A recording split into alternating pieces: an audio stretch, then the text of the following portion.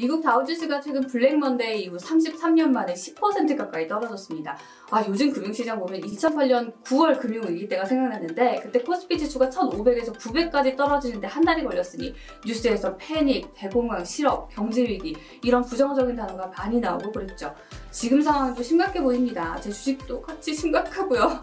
설마 했는데 너무 계속 떨어지니까 일부라도 팔아서 현금화 했어야 했는데 이런 생각이 많이 드네요. 이게 어느 정도 떨어질지 알 수만 있다면 딱 그 타이밍에 들어가는 건데 그거 아는 분은 아무도 없겠죠? 그래도 최근 가장 큰 주식 폭락 시기인 2008년 금융위기랑 비교를 해보면 이 위기가 언제까지 갈지에 대한 아주 작은 실마리 같은 힌트라도 얻어볼 수 있지 않을까요? 2008년 금융위기의 원인은 부동산 버블로 인한 금융회사의 파산이었죠. IT버블 붕괴를 겪은 미국 연준이 2000년부터 2004년까지 저금리를 유지했는데 이때 주택시장으로 돈이 몰렸죠. 대출도 늘어났고요. 주택가격이 계속 오르다 보니까 주택담보증권과 같은 고수익 금융상품이 파생상품으로까지 만들어졌습니다. 그렇게 끝도 없이 오르던 집값이 진정세를 보이던 찰나에 미국 연준이 금리를 올려버립니다. 대출받아 집 산 사람들 발등에 불 떨어진 거죠. 부실채권 속출해 빌린 사람도 빌려준 사람도 파산해버렸죠. 놀라운 건 158년 역사 리먼 브라더스도 94년 역사 메릴린치도 주택담보증권에 투자했다 파산해버립니다. AIG, 시티그룹, GM, 크라이슬러도 줄줄이 두 손을 들어버렸죠. 대기업들이 픽픽 나가 쓰러지는 초유의 사태가 발생한 거예요.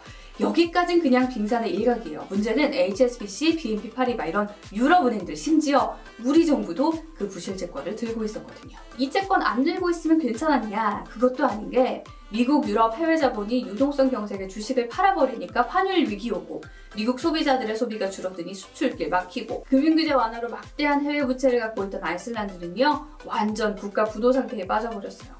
세계 경제가 얽히고 얽혀있다 보니 도미노 효과로 실물 경제 위기까지 전 세계적으로 퍼져버린 거죠. 금융위기가 경제위기로 전이되면서 이게 들불처럼 전 세계로 퍼지니까 모든 나라가 다 합심해서 돈을 풉니다. 미국 의회가 위기 직후 958조 5천억 원 규모의 재정 지출을 통과시켰고 당시 연준 의장이었던 벤 버냉키가 헬리콥터로 돈을 뿌려서라도 경기를 부양시키겠다 말한 건 정말 유명하죠. 헬리콥터 벤의 양적 완화라고도 불릴 정도였습니다. 2008년 한 해 미국이 금융안정 대책에 쓴 돈이 1조 달러, 우리 돈 1210조 원에 달합니다. 그의 GDP가 약 14조 달러였으니 GDP의 10% 정도를 쓴 거죠. 한국은행 자료를 보면 금융위기 때 주요 나라가 금융시장 안정시키느라고 쓴 돈이 미국은 GDP의 38.4%, 영국은 무려 80.2%였습니다. 금리도 계속 낮췄죠. 미국은 2008년에만 금리를 6번 내려서 2008년 12월에는 제로금리에 가까운 0.25%로 인하됐죠. 유럽중앙은행도 2008년 7월 4.25%던 금리를 2009년 9월 1%까지 낮췄고요. 2008년 11월에는 2천억 유로 규모의 경기 부양 대책을 마련했죠. 일본은 워낙 금리가 낮았지만 0.5%이던 금리를 0.1%까지 낮췄고 우리나라만 해도 2008년 9월부터 2009년 2월까지 기준금리를 7번이나 내렸습니다. 전 세계 정부가 힘을 모아서 돈 쓰고 경기 부양하고 이런 글로벌 공조가 먹힌 것 같아요. 코스피는 급락 이후 한 달 만에 바닥을 찍었고요. 미국 증시는 2009년 3월 바닥 찍고 다시 상승 곡선을 그리기 시작했습니다. 바닥 찍고 올라간 코스피 지수가 다시 2008년 위기 전을 회복하는 데 걸린 시간은 2년이고요. 2008년 금융위기 회복에 2년이 걸렸다면 그럼 지금은 도대체 얼마나 갈까?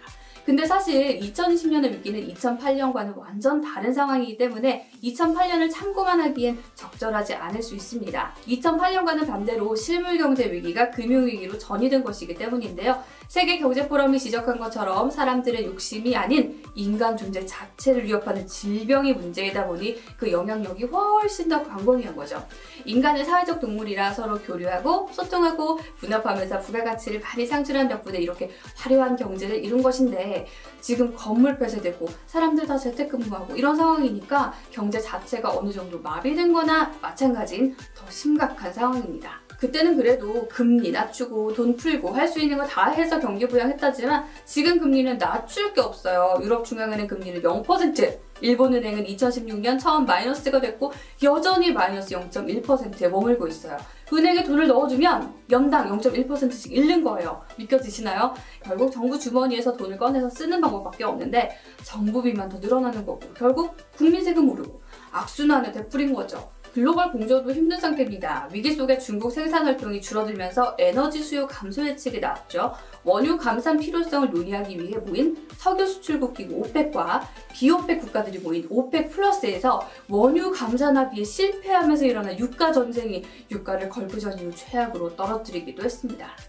경제 심리가 위축된 상황에서 유가 하락이 물가 상승 압력을 낮추면서 저물가 우려도 나오고 있어요. 이럴 땐 정상적인 사고가 불가능해서 일단 여러 전문가들의 의견을 살펴보는 게 최고인 것 같아요. 하나씩 살펴볼까요? 모두가 패닉에 빠져있는 이때 오마하의 현인 워렌 버핏은 2008년 금융위기나 1987년 블랙먼데이보다 나쁘지 않다. Not bad 라고 선을 그었습니다. IBK 투자증권은 이런 위기는 시스템적 위기로 확산하진 않을 거라고 전망을 하면서 2008년처럼 거품이 있는 것도 아니고 금융기관 리스크가 큰 것도 아니다. 미국 고용시장도 아직은 좋다고 평가했습니다. 실제로 2008년보다 경제지표는 더 좋습니다. 미국의 경우 2008년 금융위기 직후인 2009년 실업률이 9.3%였는데 2019년 실업률이 3.7%였고요. 경기를 내다보는 선행지수를 봐도 하강 사이클을 통과해서 위쪽으로 가고 있네요. 케이프투자증권은 이번 위기가 경제 시스템 자체의 문제가 아니라 단기 충격이기 때문에 전염병만 잡으면 생각보다 빨리 해결될 수 있다는 의견 제시했습니다. 차라리 2001년 9.11 테러랑 비교하는 게 더 나을 수도 있다. 그동안 미국 증시가 너무 계속 올라서 조정이 필요했는데 유사 사례가 없는 악재를 만나서 과도한 조정이 온 것뿐이다 라는 의견이고요. 자, 이런 얘기 들으면 적금 깨야 되나? 이런 생각 드시죠? 근데 반대쪽 의견 보면 상황이 녹록지 않습니다. 2008년처럼 장기적인 침체로 발전할 가능성이 크다는 주장이 나오는 첫 번째 이유는 바로 원인이 전염병이라는 겁니다. 외신들은 당장 미국이 셧다운하고 있다 이렇게 표현하고 있는 게 약이 없는 상황에서 경제활동 자체를 할 수 없게 되기 때문이죠. 이 상황이 지속된다면 모든 산업들의 세계 공급망이 붕괴해버릴 겁니다. 당장 지금만 해도 중국에서 부품 못 사와서 AS 안 되고 수출길 막히고 그런 일들이 일어나고 있거든요. 다른 것도 아니고 세계 경제의 두 강자 중국과 미국에서 이 전염병이 유행하고 있다는 것도 문제입니다. 2008년에야 중국이 좀 버텨줬는데 이제는 중국이 제일 힘들거든요. 유럽도 난리죠. 특히 이탈리아가 위기인데요. 이탈리아는 최근 몇 년간 침체기를 이미 겪고 있었는데 이번 위기가 겹치면서 직격탄을 또 받게 됐습니다. 유럽은 앞서 그리스 부채위기 때도 그리스발 침체를 겪은 적이 있죠. 이탈리아발 위기가 유럽 전역을 덮칠 거라는 위기감 속에 이탈리아는 구하기엔 너무 크다는 지적이 나오고 있습니다. JP모건은 7월까지 미국과 유럽이 성장 둔화에 직면할 것이다 라고 내다봤습니다.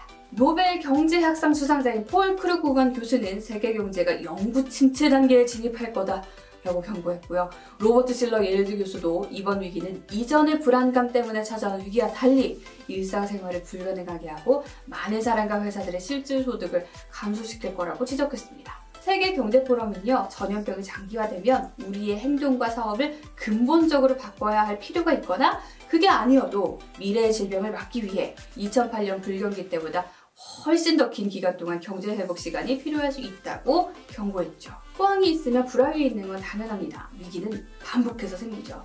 자, 이 사태가 장기화될 경우 세계 경제에 엄청난 악영향을 끼치겠지만 이전에도 2020년 미국발 금융위기 예고돼 있었습니다.